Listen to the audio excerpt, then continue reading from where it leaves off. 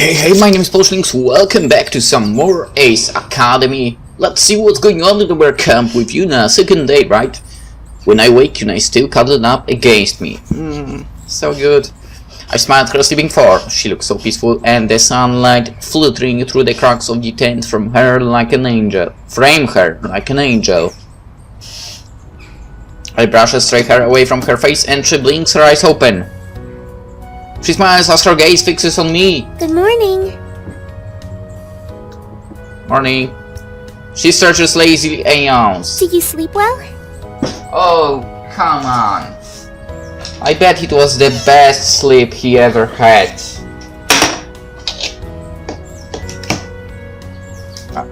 Definitely it would be in my case that. I think. Maybe. I mean, isn't it the best? I think it's the best when you sleep with your loved one. Come on. Very well, actually. How about you? Very well, too. Yes! We stay where we are for a while longer before Yuuna reluctantly sighs. I think it's time for us to pack up. Are you sure? Yeah. Maybe we can stay here forever. I sighed and nod. We crawl out of our sleeping bags and get to work cleaning up the camp. After heating up some of the food Yuuna brought, we pack everything up into the car and drive back. No! I drop her off in front of her house and help carry her things to her door. Thanks so much for taking me on this trip. I had a great time. Me too. I'll see you Monday? Yes. Our lips meet for one last time. Yuuna smiles and heads into her house while I get back into my car and drive home. It's late by the time I reach home. As soon as I do, I head straight for my room and collapse onto the bed. I couldn't have asked for a better day yesterday, but there is something comforting about coming back to my own bed. No, there isn't. As my eyelids began to drop, my phone rings, jolting back awake. It's a call from Nikki. Of course I answer. Hello! Thank God you're home. She speaks quickly and seems almost out of breath. Can you pick me up from the bookstore? If I understand correctly, she said bookstore. Her voice is garbled and I can hardly make out what she's saying. What? She pauses and there's a lot of movement on the phone before she speaks again. Please, can you get me? Where are you? At the bookstore. I understood her. Come on, I'm good. Her voice is clear, but she sounds scared. Be there in a minute. Something doesn't seem right. Alright, I'll be here in a few minutes. Nikki sighs in relief. Thanks. Come on. I have to be there. We hang up the phone and I head back to my bike. Nikki would tell me if she was in danger. Wouldn't she? I try not to dwell on the fall, but pick up speed away. Luckily, traffic is on my side and I arrive a few minutes earlier than I expected. Nikki waits for me beneath a street lamp. I will not comment on that. A few feet away from the bus stop, I can make out Ken's dark move of hair beside her. It's also strange that she's not under the bus awning. And what's Ken doing there? Nikki straightens up as I slow down. Flecks of blood stains her clothes and dark greases mark her skin. Ken steps into light to greet me and I wince when I see him. His left eye and cheek is puffy and start to turn purple. Blood drips down his face from a cut at his temple. He must have tried to clean because his forehead is smeared with streaks of red. What the hell happened here? I park my bike and rush over to them. Nikki throws her arms around me and hugs me lightly. So glad you're here. Okay, oh my god. Nikki, are you okay? Yeah, I'm fine. You're bleeding? No, the blood's not mine. It's Ken's. No. You look like hell. He tries to smile, then dabs at his swollen lip. His finger now stained with fresh blood. He holds himself stiffly and leans on the lamppost for support. He saved me from those guys.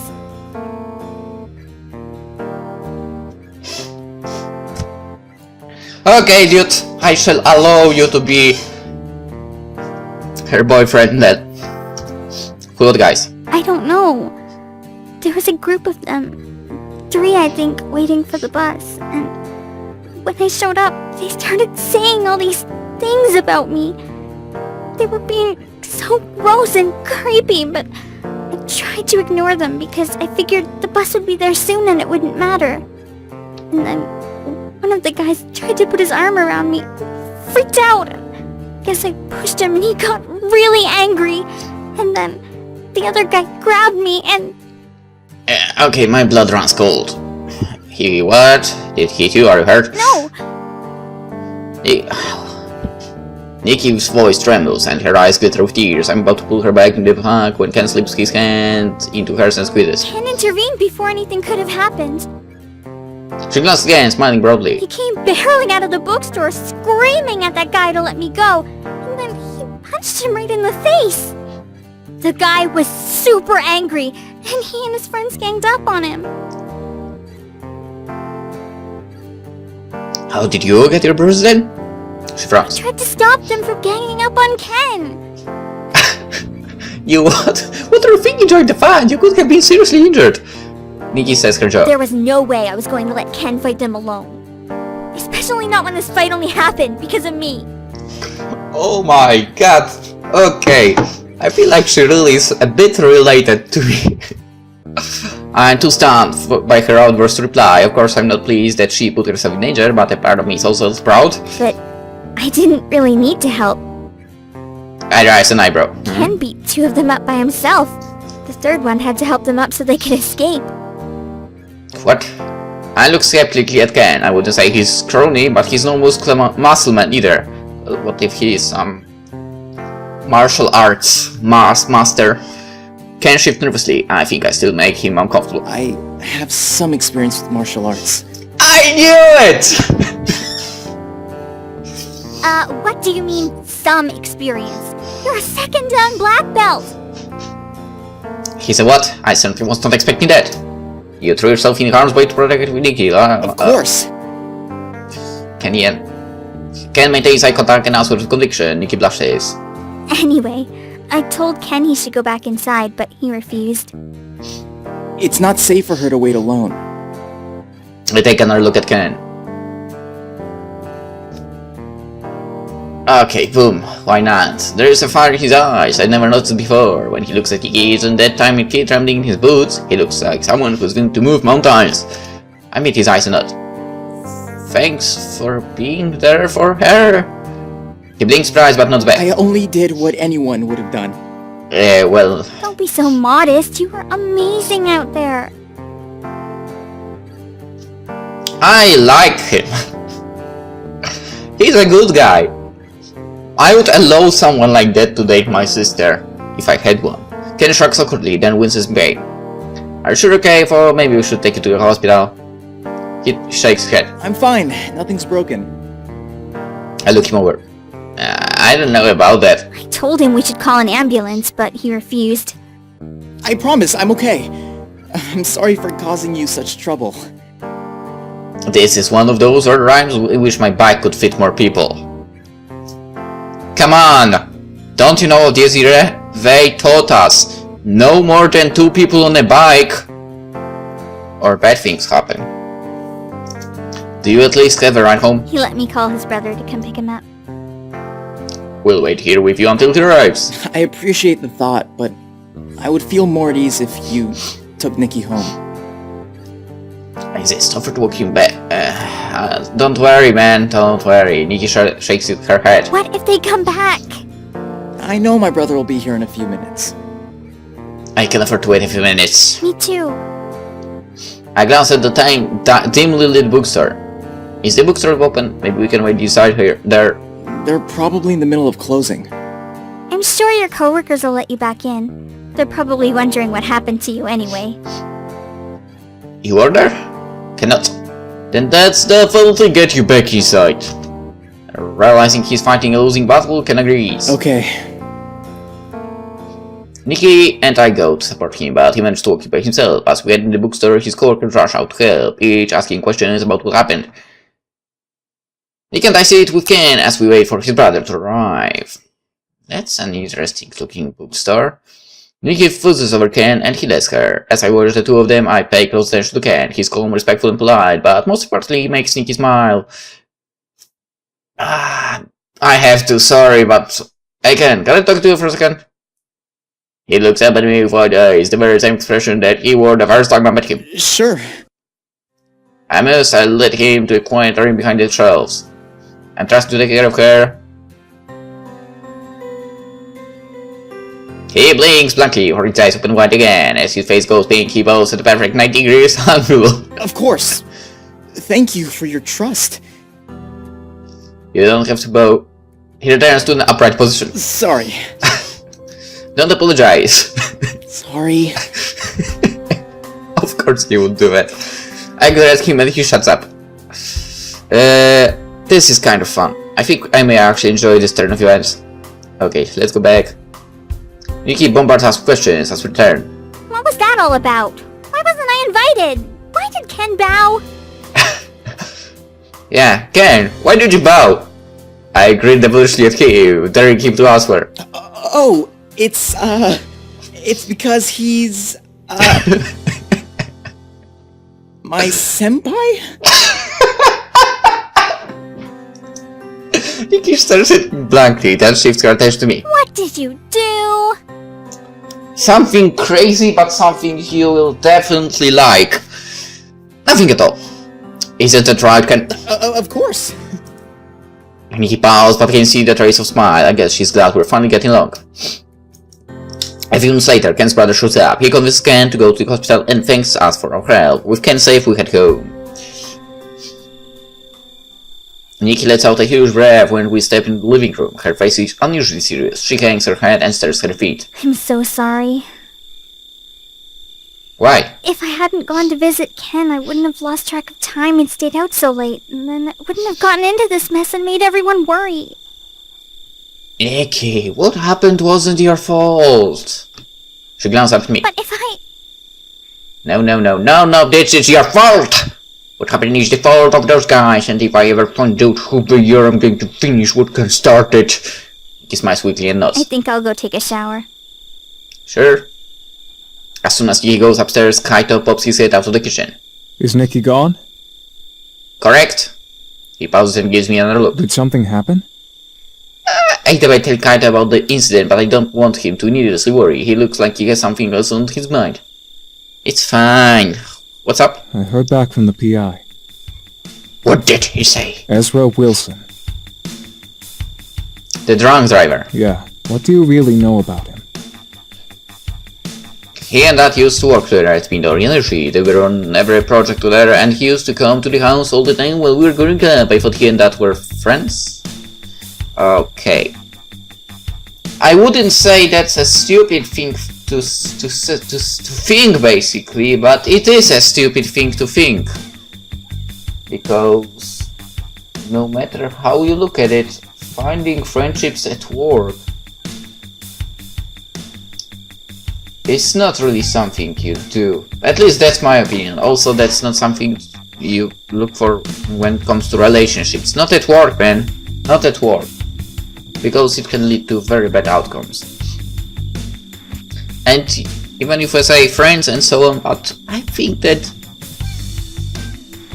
when you don't look, they still can kick you in the ass. And so on. Anywho, my trace was off. His blood alcohol was far over the legal limit. It's not like the cops could ask him about it due to his coma, nor was there any evidence which indicated this was more than a cut and dry driving accident. There was no incentive to investigate further, so that was all that was listed in the report. Well, it turns out Ezra was stalking your father. Yeah, I throw. That does make sense. They saw each other every day at work.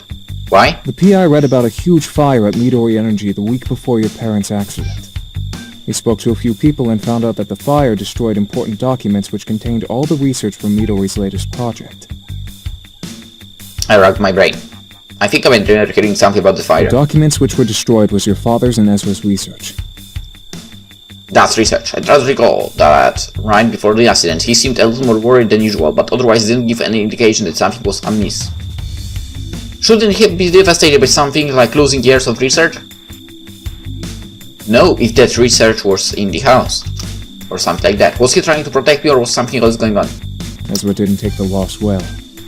Right after the fire, Ezra accused your father of purposely sabotaging him by setting their research on fire.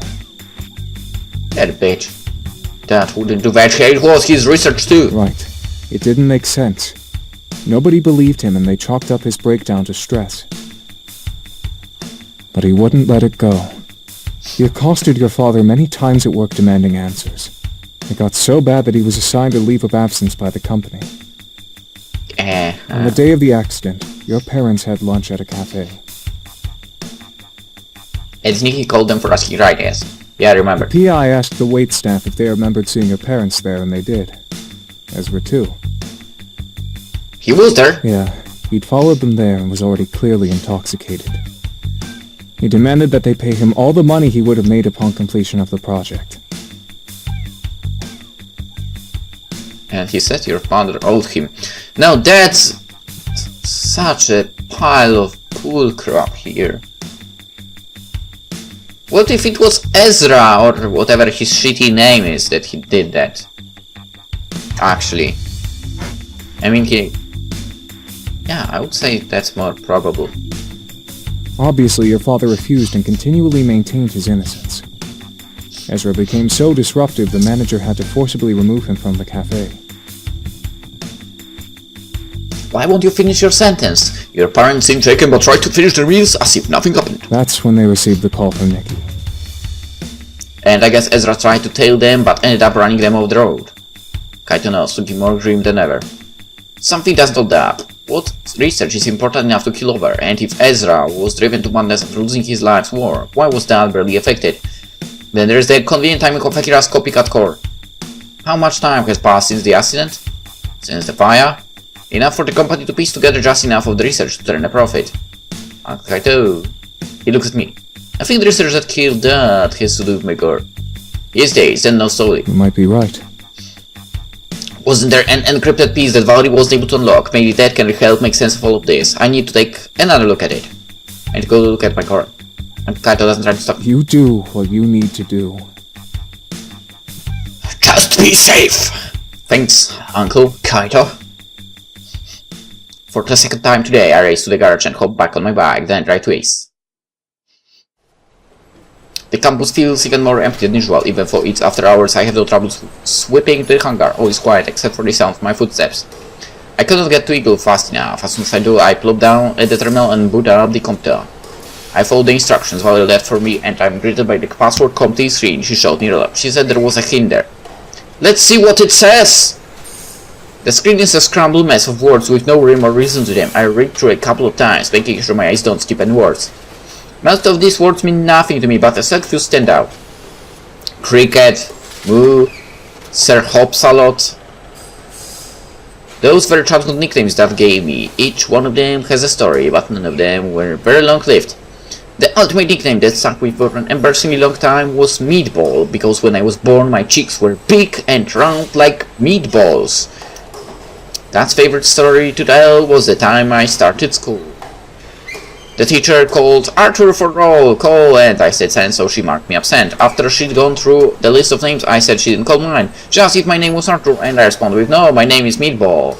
Oh my god. I did not do that. I'd been called Meatball at home for so long that I didn't even know my real name. That must be the answer.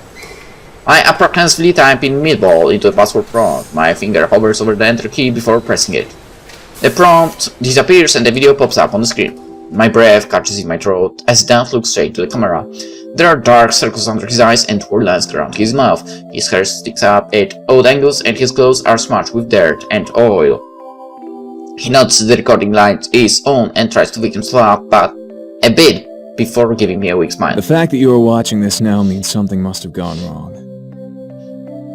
His eyes and his voice grows thick. I'm sorry. I try to swallow up the lump in my throat and ignore the stink of the tears in my eyes. This is indeed that I remember. This I remember had the booming laugh which took up the room. He was sure of himself and never had regrets. By putting this technology in Eagle, I have potentially endangered you. But I don't know where else I can keep it safe. Midori Energy doesn't fully understand the scope of this research. They're willing to sell it to anyone without considering the consequences. Companies which would weaponize this technology will cause irreparable damage. They could create energy explosions 13 times the force of a nuclear bomb. He sets his jaw and lifts his gaze back towards the camera. His eyes are unusually steady and cold. That's why I caused the fire. I burned all copies of my research to prevent it from falling into the wrong hands. But Dad runs his hands through the hair, a gesture he would do whenever he was stressed or worried. It's hard to completely destroy 20 years of research. Especially when this technology could bring so much good. But we know how humans are, and they would use it for bad. The possibilities would have been endless. This new format of energy may function similarly to existing methods, but the fundamental principles are vastly different and have far wider scalability implications. A shadow of his old self returns while he talks, and I catch a glimpse of a genuine smile, and that was always a bit of a dreamer. Then his face becomes grim. And that is why this core is sitting in Eagle now. His piercing gaze stares straight to my soul. I'm sorry for getting you involved. I'm sorry I couldn't follow through with what I started. But most of all, I'm sorry I wasn't able to tell you this in person. His eyes look glassy and glitter too much beneath their light. I probably don't say this enough, but I'm so proud of who you've grown up to be. I know, if you're watching this, that I've put a heavy burden on your shoulders, but I trust you will make the right decision. My only hope is that you can find it in your heart to forgive me. Easy, forgiven. Dad glanced behind him. Something must have spooked him because when he faced the camera, again he smiles feebly and his voice is quiet. Take care of your sister. Goodbye, son. The video cuts off abruptly. At first I'm too stunned to move. The image of Dad is seared in my eyes. He was the same, yet so unfamiliar. As his face slowly fades away, I'm surprised to feel wetness on my cheeks. Wetness on my cheeks. He knew. He knew exactly what he was doing when he hit this technology side of Eagle, and I understand why I was allowed to have programmed the core. I understand why Dad seemed almost obsessive about completing Eagle. It also makes sense why I never noticed the difference between this core and any other core. Dad never matured the technology. But he must have set up the overdrive configuration probably not long before he... You know. He said the drive to only happen once, so I'd be in to search for answers. His last words ring in my mind. Goodbye, son. He knew the implications of his research and entrusted it all to me through the gear we built together. I glance over the hill, partially obscured by shadows. The darkened blue no longer seems warm and irritating like the salty spray of the ocean, but feels dangerous and cold like a winter sky. I try to bring up the video once more so I can hear his voice one more time. See his face, even though it's not the one I want to remember, but I can't. It was a one-time initiation. As I try to process the situation, I don't know what to feel. I recall Dad's hollow cheeks and the shadow of pain in his eyes. Of one thing I'm certain, I cannot keep using the core knowing all this. But what will I do about the research?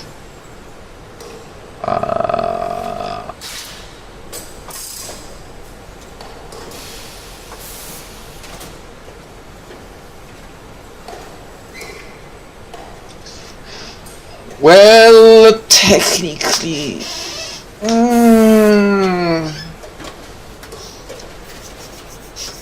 This is tough. I mean, that's something we could use for good as well, right? But if it got into wrong hands, it would... Well, technically that other company already has it anyway. I don't know. Okay, let's do the dangerous option. You know what? Fuck it. Sorry, father. I have to. I start Eagle and gathering flame burns away the pain in my chest. This technology has already destroyed my family. Dad would still be alive. Mom would still be alive. Nico would be happy finishing up school with her childhood friends. It's amazing how the one device could wipe all of that away in an instant. I don't even want to imagine what would happen if I fell into the wrong hands. If it fell. Crawling up the ladder beside Eagle, I open up the copy and key in the sequence to access my core. The heat bubbling in my chest rises when I see it. Like a beating heart, it gives off a faint pulse of energy. I open the terminal screen in my cockpit and find the source information for my core. After wiping all the data, I set an impossible run instance. The low glowing continues to brighten more and more. After a zapping noise, it becomes an opaque object. As far as anyone would know, the core short circuit. It After closing the core access panel and exiting the cockpit, I climb back down the ladder. As I stand there, I suddenly feel so tired and so lost.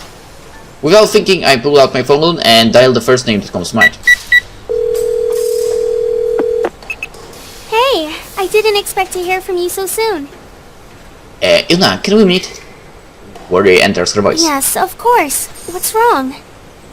I just found out something huge and need to talk. Okay, should I come over? No, I'm not at home. I can come to you if that's okay.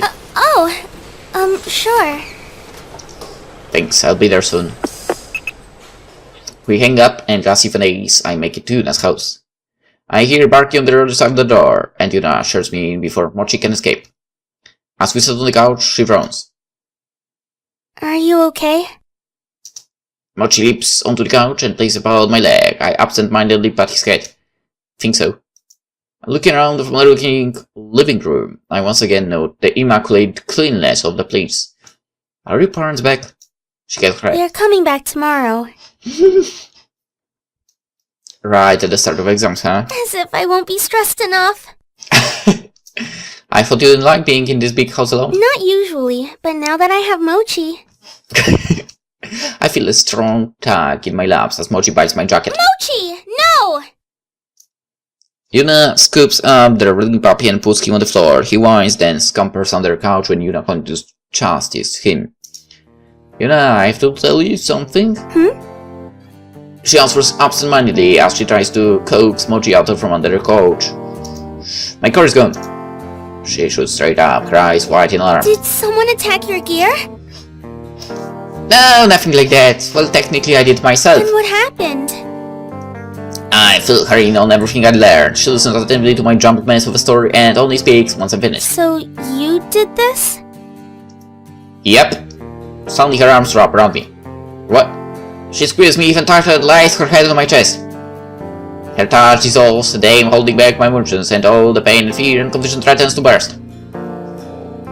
Her back.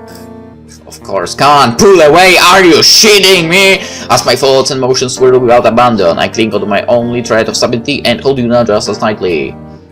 We stay this way until I've had a chance to calm down and regain control of my emotions, then Yuuna again gently pulls away. Sorry, I guess I'm not that fun to be around right now. You have a lot on your mind. Yeah. From what I've heard, you two are a lot alike. I blinked. What? You and your father. From what you've described, he's confident and headstrong, but has an immense heart. He was always looking out for those he cared about. Sounds familiar, doesn't it? Yeah, she smiles. Well, technically that's the reason I destroyed the thing. Because I didn't want to put you in danger, Yiki in danger, Uncle in danger, Aunt in danger, and so on, and friends in danger. Yep, that was the main reason. On the other hand, I did the same thing the father did, so... Oh, fuck. What if it brings the same outcome? Whatever. I know this must be confusing for you. It sounds like your dad kept a lot of secrets, and you keep wondering what if. Wondering how you couldn't see this coming sooner. It's like she can see directly into my brain. She looks into my eyes. You can't go down that rabbit hole. It will consume you. You couldn't see it because your dad didn't want you to see it. He was trying to protect you. The same way you haven't told Nikki because you're trying to protect her. How did you know that? Yes, looks softens. Because I know you. Because I do the same thing. She looks away. Because Yudai did the same thing. Of course, Yuuna understands what I'm going through. Yuuna. She smiles and shakes her head slightly. I drove myself crazy trying to imagine all the way things could have been different. But in the end, it just made the grieving process that much harder. I wasn't able to move on until I learned to let go and accept what happened. She leans against me and I let my head rest on top of hers. We have to keep moving forward, but we don't have to forget our past. Your dad loved you, and that's why he entrusted your course technology to you. I paused. Do you think I made the right choice? She pushed herself up and looks me in the eyes. I know you did. I let out the breath. I hadn't realized I was holding. Yuuna's confidence in me is unwavering, and her strength helps me find peace. There's no use in living in the past. What's done is done, and the only thing left to do is make sure I honor my father's final wishes. She sinks back into me, and I hold her close. The silence isn't stifling or uncomfortable, but a warm blanket of understanding and companionship. Thank you. I lean in and our lips look, willing her to a kiss, and she melts in my embrace. As we slowly pull away, I gaze deep into her eyes. In this moment, I have clarity. It rinses away all my stress and fears. It's okay that I don't have all the answers now because I'm looking at my future.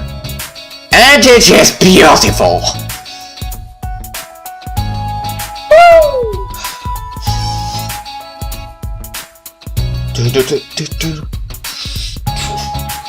Oh, wait, this is the end? Well, it was cool. Producers XZ? I still don't know who that is. XZ. I don't know. Fine, whatever. Anyway, good job, good job. Whoa! Karima made outfit? What?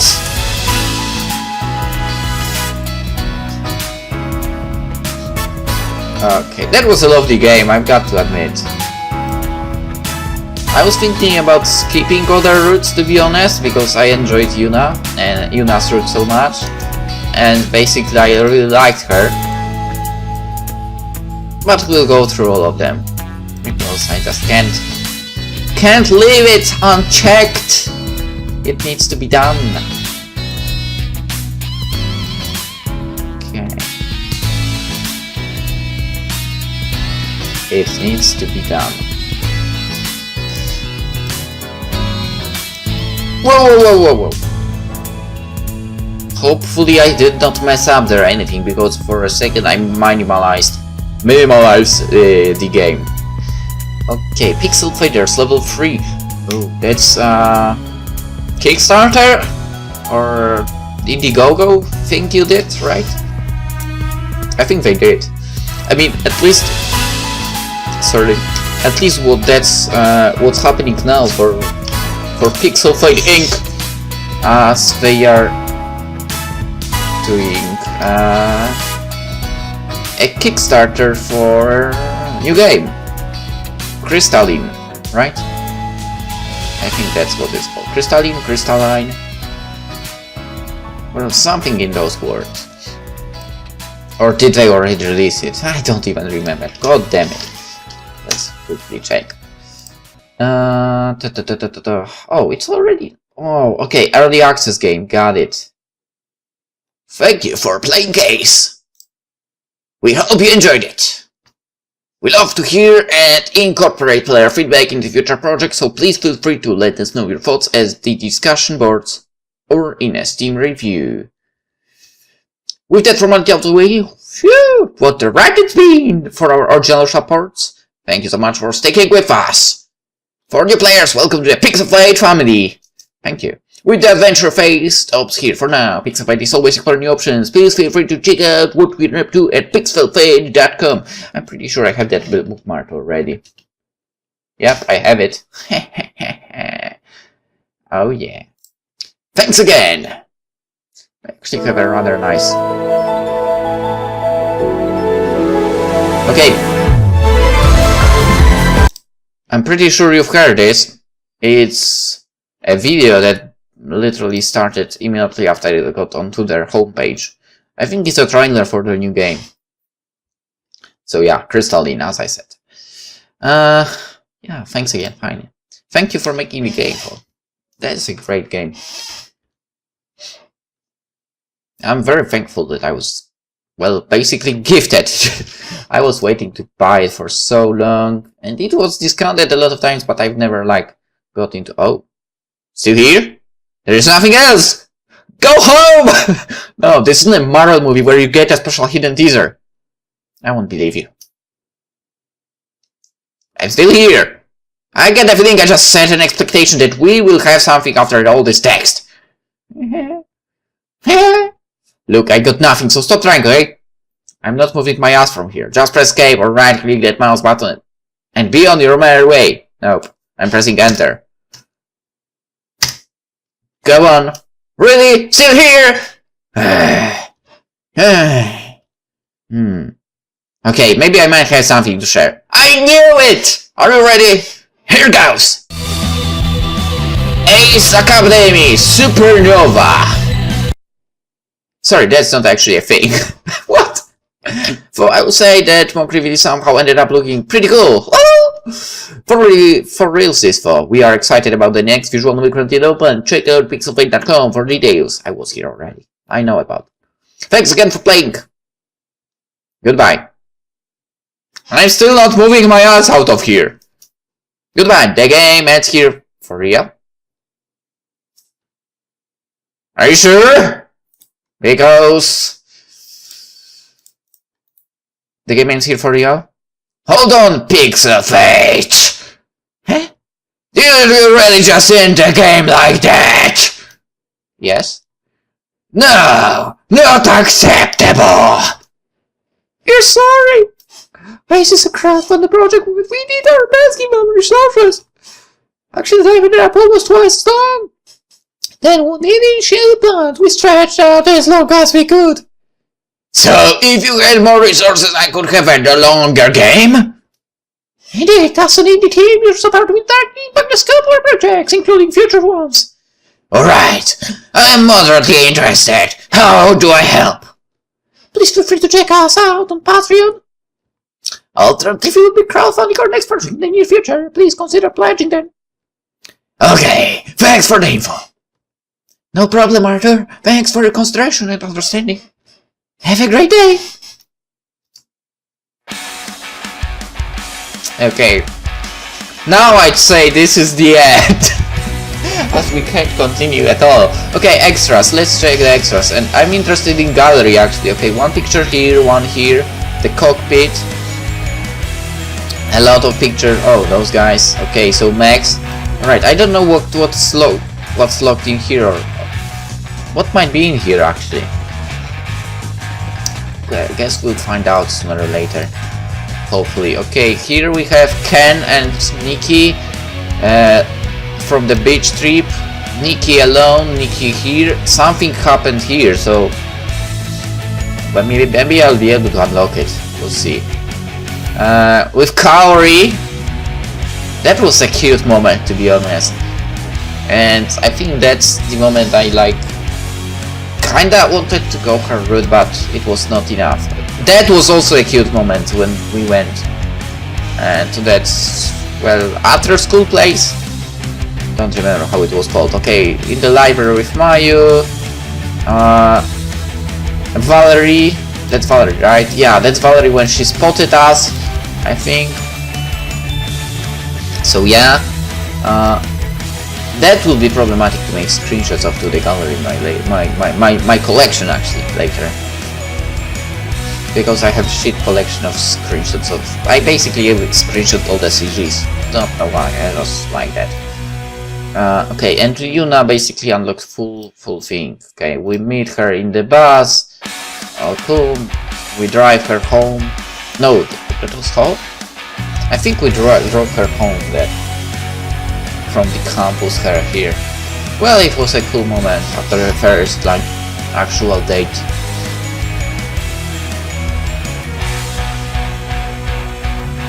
I still can't beat the feeling that this motorbike doesn't look that awesome. I don't know. It just doesn't give that feeling to me. Maybe I'm different. Different people have different tastes, right? Okay, playing tennis with Yuuna. And she was cooking. Oh, that was. I love this moment with cooking part. That was awesome. The ice cream moment was also cool. The pistachio won the race. That moment, come on. That was a really great moment as well. The puppies are great. And in the tent, when things went wrong outside because it was raining. Alright, that was Ace Academy Yuuna's route. First route we've done. Well, technically the second route... I think I was supposed to go with the way we meet characters, but I think I'll stray from that in this game, surprisingly. And I will go with the favorite character route first, the least favorite character later. So yeah.